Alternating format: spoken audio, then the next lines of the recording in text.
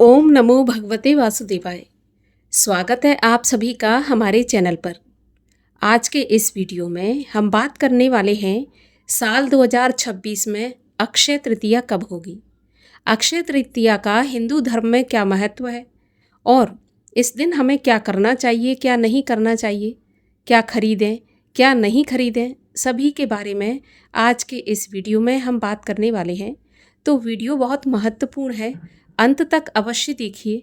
और अगर वीडियो आपको पसंद आए, जानकारी आपके लिए उपयोगी हो तो लाइक करके शेयर भी करिए। और अगर अभी तक आपने हमारे चैनल को सब्सक्राइब नहीं किया है, पहली बार हमारे चैनल पर आए हैं, तो चैनल को सब्सक्राइब करके बेल आइकन पर क्लिक अवश्य कर लीजिए। तो चलिए अब शुरू करते हैं आज का वीडियो। अक्षय तृतीया। अक्षय का मतलब तो आप सभी जानते होंगे। अक्षय का मतलब होता है जिसका कभी क्षय नहीं होता, नाश नहीं होता, अर्थात जो कभी मिटता नहीं है। तो अब आप ये समझ गए होंगे कि अक्षय तृतीया क्यों महत्वपूर्ण है और क्यों इसका इतना सनातन धर्म में मान्यता है। देखिए, ऐसा माना जाता है कि अक्षय तृतीया के दिन से ही सतयुग और त्रेता युग का आरंभ हुआ था। मतलब इसको युगादि तिथि भी कहते हैं, युग का आरंभ होने वाली तिथि। और इसी दिन भगवान परशुराम जी का भी अवतार हुआ था, जो कि विष्णु भगवान के छठे अवतार माने जाते हैं। इसी दिन भगवान बद्री नारायण के पट भी खुलते हैं और विधि विधान से भगवान बद्री नारायण की पूजा की जाती है। इसी दिन ऐसा माना जाता है कि गंगा माँ का अवतरण भी हुआ था। भागीरथ जी अक्षय तृतीया के दिन ही गंगा माँ को पृथ्वी पर लेकर आए थे। तो ऐसी बहुत सारी विशेष घटनाएं अक्षय तृतीया पर हुई थी। अक्षय तृतीया बहुत ही शुभ दिन होता है और सबसे ज़्यादा शुभता इस बात से प्रतीत होती है इसकी कि अक्षय तृतीया के दिन बिना पंचांग देखे, बिना किसी ब्राह्मण या पंडित से मुहूर्त निकलवाए कोई भी बड़े से बड़ा और छोटे से छोटा शुभ काम किया जा सकता है। अर्थात शादी विवाह से लेकर एक छोटी पिन खरीदने तक आप इसमें कर सकते हैं। इसका कोई अशुभ फल नहीं होता है। इस दिन जो अशुभ ग्रह होते हैं वो भी शुभता प्रदान करते हैं। तो इसीलिए अक्षय तृतीया पर खरीदी बेची का भी काम किया जाता है। विशेष रूप से अक्षय तृतीया को माता लक्ष्मी से जोड़कर देखा जाता है। इस दिन माता लक्ष्मी की विशेष रूप से पूजा की जाती है। लगभग भारत के सभी क्षेत्रों में माता लक्ष्मी की पूजा की जाती है। इस दिन सोना खरीदने का भी बहुत अधिक चलन है। सोना खरीदा जा सकता है, लेकिन अब आज के समय में जब सोना इतना महंगा है तो क्या खरीद सकते हैं सोने की जगह पर।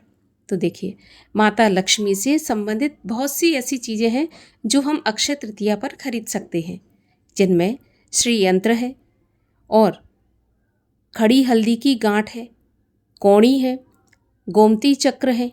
ये हम जो कि माता लक्ष्मी से संबंधित चीज़ें हैं, इन्हें खरीद कर अपने घर पर लाकर अपने धन स्थान पर रख सकते हैं, जिससे धन में हमेशा बढ़ोतरी होगी। इस दिन यानी कि अक्षय तृतीया पर माता लक्ष्मी के चरण चिन्ह भी अवश्य लेने चाहिए। चांदी के, सोने के, जैसे भी हों, लेकर अपने धन स्थान पर या पूजा स्थान पर रखना चाहिए। बहुत ही शुभ माने जाते हैं। तो ये शुभ चीज़ें हैं जो हमें अक्षय तृतीया पर खरीदनी चाहिए।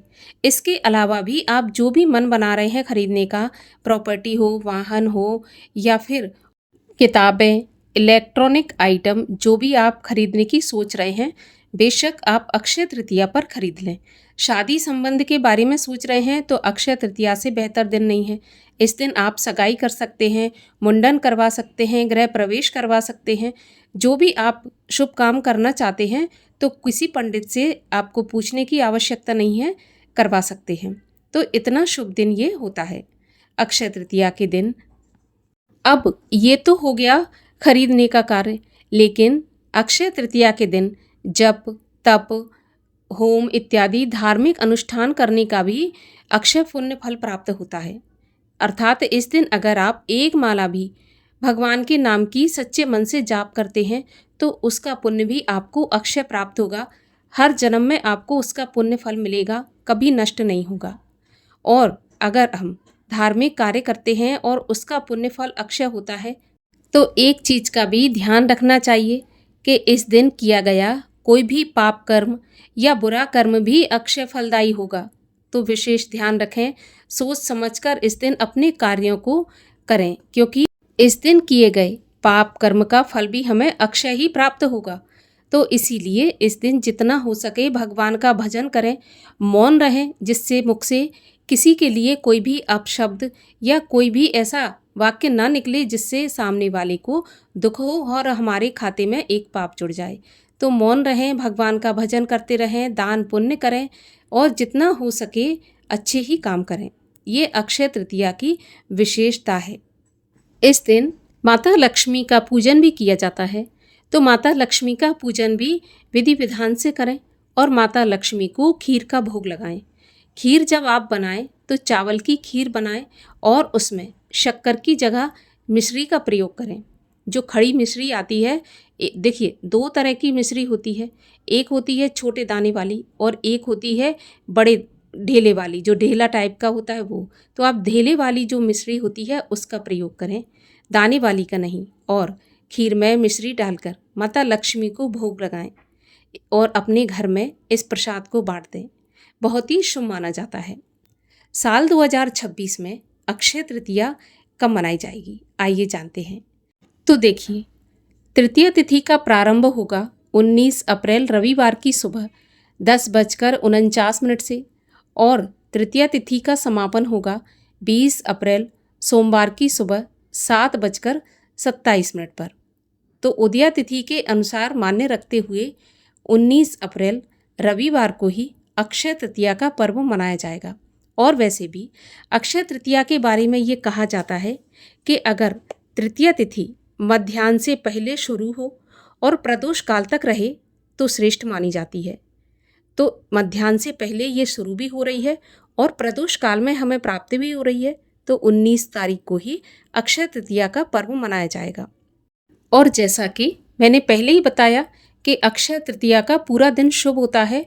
तो इस दिन सुबह 10:49 से जब तक तृतीया प्रारंभ हो रही है तब से और अगले दिन 7:27 तक खरीदारी के लिए या किसी भी शुभ काम के लिए शुभ मुहूर्त ही रहेगा। तो ये थी अक्षय तृतीया से जुड़ी जानकारी।